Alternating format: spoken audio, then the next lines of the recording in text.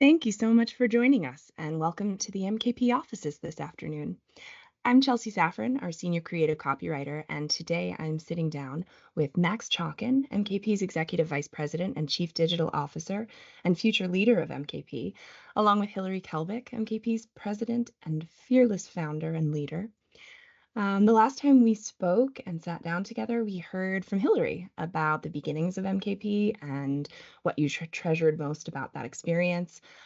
Today, I would love to focus on a look forward, the future of our agency, and the exciting direction that we're taking under Max's leadership. Max, Hillary, thank you for joining us again. Thank you for hosting this exciting podcast. Uh, Max, can you start by just telling us a little about yourself and what brought you to MKP? Sure. So I've been at MKP now for just over 5 years. It was the culmination of a long road where Hillary and I were talking for a long time about whether it would make sense for me to come into the family business and to sort of explore that path together. I mean, I think I don't know, Hillary, if you ever felt as you were starting the company and growing the company and thriving in your role with the company, if you ever thought it would become a generational business, a true family business, that it would live on after you ultimately decide you're not going to continue to work any longer, or if you just sort of, I don't know what you thought was going to be, but we came to that decision together. Well, there's a photograph in my office of Max as a young kid working in the office with a little sign in front of his desk saying Office Max. And I think from that moment, I thought, geez, this kid could take over the company someday. So I think that there was always this notion that maybe the company would have more of a life than just kind of what I was doing. And it's kind of like shocking and amazing to really kind of look at him and go, wow, it's really Well, kind of happening.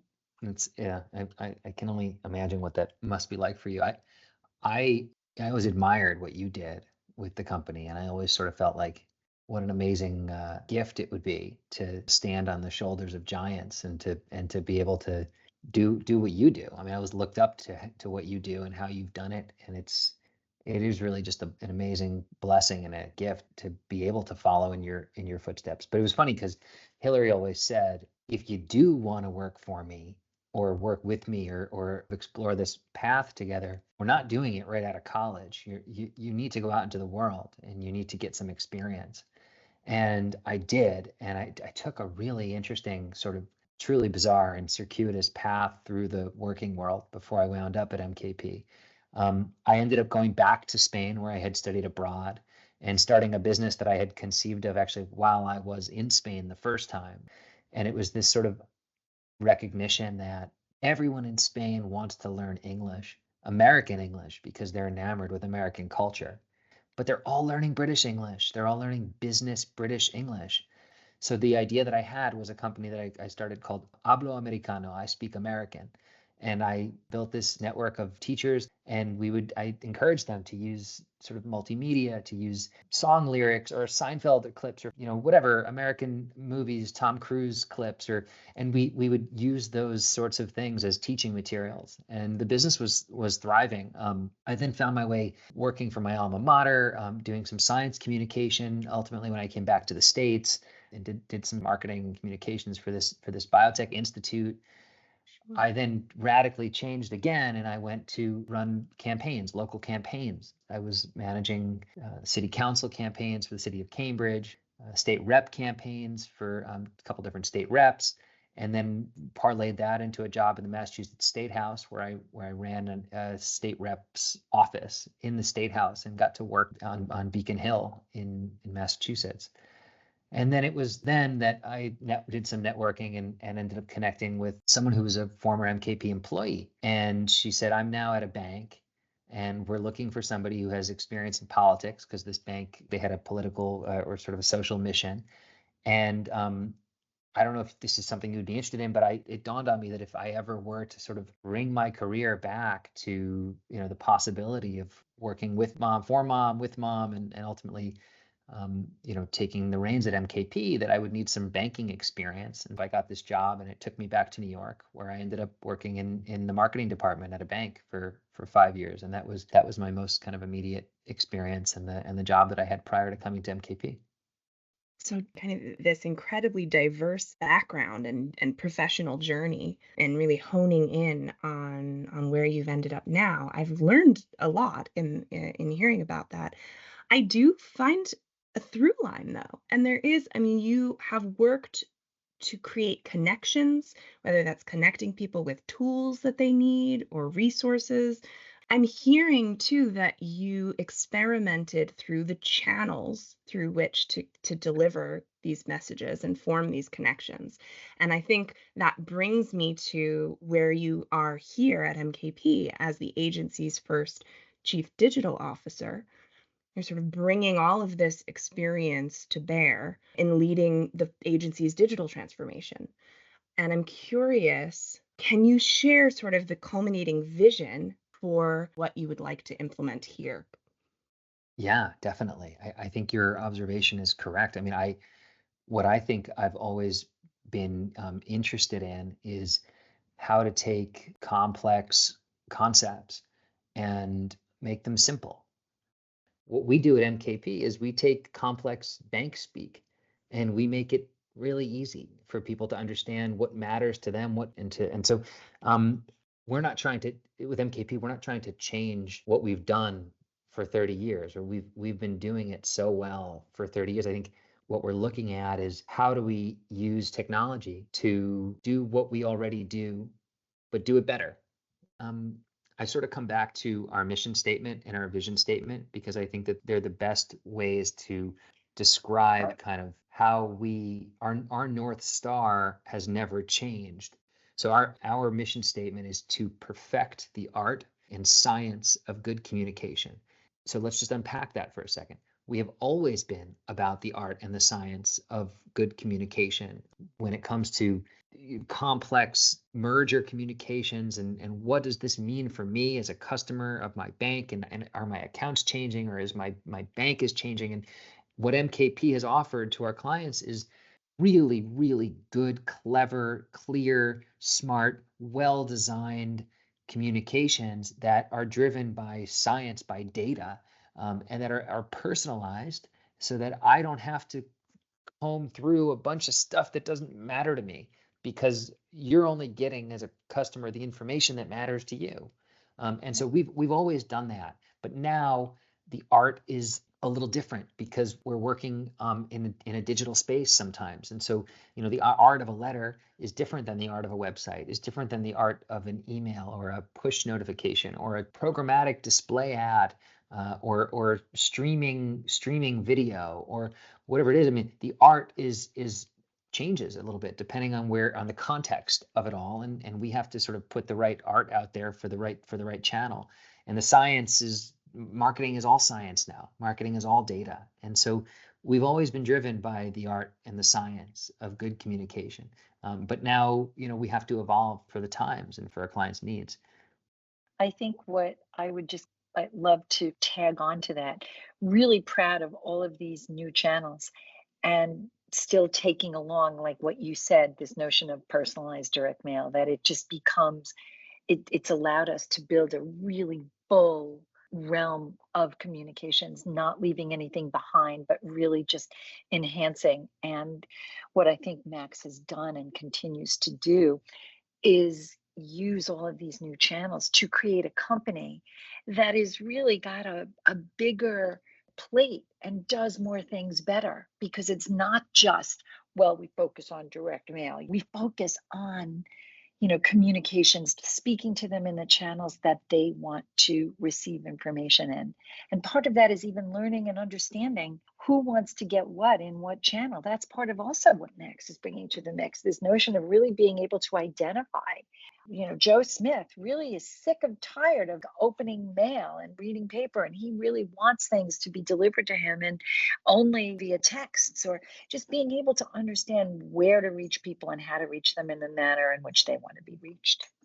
Yeah, and I think that that's right. So what has what has driven our success in personalized direct mail is data. And it's the same thing that's driving our success in personalized digital communications. It's getting first party data, conducting research, listening to customers, cataloging their behavior and understanding what it all means, but also using data that our clients already have, to make smart strategic decisions around how people want to be communicated with, what's going to resonate with them, the kinds of messages that they're going to respond to, the kinds of products that they're going to be interested in. Not to mention, sometimes our clients face kind of a dearth of data. And when that happens, we can help our clients enrich their data, and the trust that our clients have placed in us to work with their data, our newfound ability to go out and grow the data that allows for more intelligent decision making, but also make predictions using machine learning, modeling, and artificial intelligence. These are the kinds of tools that are going to help take us to the next level. And that's where we want to be, because we're a smart agency. We know how to communicate, but our clients also need help, and we're there to provide that. Max, what do you think MKP's superpower is? I think that communication can be one of the most powerful forces. I mean, good communication, it can change minds, it can inspire action, it can affect change. I mean, it makes the world turn in terms of human society. And what MKP has is our superpower is that we are elite communicators. We are, in my humble opinion, the creme de la creme. I mean, we're in one of the biggest, most important cultural hubs here in New York, and we are a boutique agency that specializes in effective communication and in unpacking complex concepts and making them approachable and friendly. And so our superpower is that we can move hearts and minds. Even in the financial services sector? Well, and that's a good point, right? I mean, financial services are so deeply personal to people, and even when it's their business's finances, they just really matters what happens with your money. People take that very personally, and so when you're communicating about people's money, it's a very personal thing to them, and so MKP takes that responsibility seriously. I would just like to jump in for a moment about superpower. And I think that part of our superpower is that other companies do what we do, but part of our superpower is the way we do it, in that there's a humanity in this company. And I think that Max, in his way and with his leadership, is continuing to really use that humanity so that people want to work with us. We're smart. We have answers. We think, we challenge, but we do it in a way that I think is really engaging and really embraces humanity. And I have to say that even in this world where, results, results, results, and data and all of the things that we need to do that really create effective communications, I think we do it a little differently than our peers. And I think that's part of the magic of what makes MKP MKP. People like to work with us, and I don't ever want to take that for granted. I mean, the bottom line for me also is that, we all live in a world where we're just surrounded by and inundated with communications. And I don't know, maybe it's a little arrogant to say, but I feel like they're so bad. I really just feel like we are everywhere you look, there are bad communications, Yes. and there's bad marketing. And I can honestly say that we don't put out bad work, and that's what I mean when I say we're elite communicators. Like, Mm. we all ensure that the communications that we put out into the world on our clients' behalf meet the highest standards of quality and clarity. It makes us unique. I don't know who's responsible for all these bad communications, but we're swimming in them, and we don't stoop to that level. But we do it. I think we do it with humanity. This notion of thinking about what if we're the recipients of these communications, and I think that is part of the uniqueness and the superpower. Thinking I about suddenly see what you mean. when we work on communications, we're thinking about what the experience is like for the person who's getting it. That's true. We do that really, really well. Right. Understanding how somebody else might take something or read something or perceive something, and then finding a way to carefully navigate all of those potential pitfalls in misunderstanding that ends up yielding a really solid communication. Well, I really want to thank both of you for the time that you spent having this conversation this afternoon. I know we have lots more planned around our 30th anniversary celebrations, and we'll be hopefully getting you back in conversation soon. Thank you, Chelsea. Thank you Thank both. you.